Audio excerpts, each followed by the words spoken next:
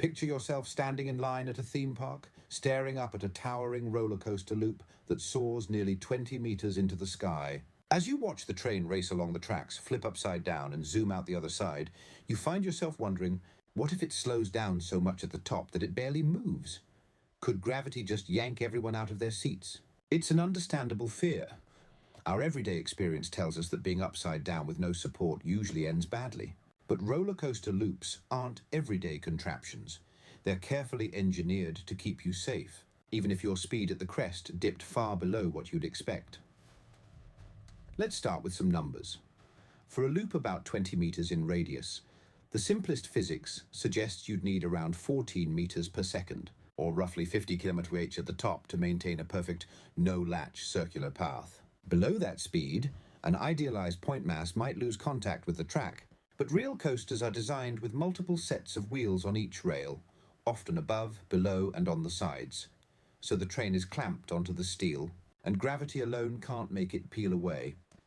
On top of that, each rider is locked in place by harnesses or lap bars, meaning that even if the train itself somehow hovered at zero speed, nobody would simply fall out.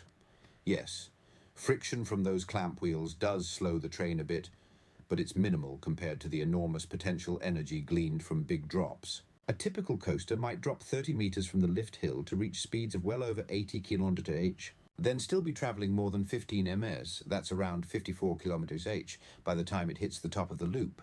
That's already above the bare bones 14 ms figure. Fine, you might ask.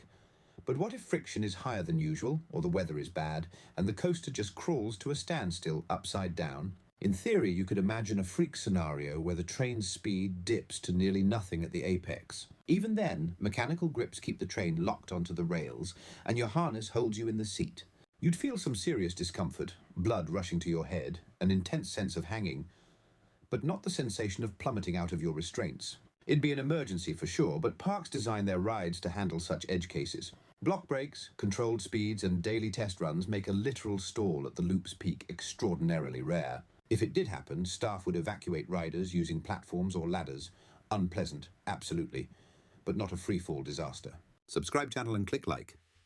That makes you smart.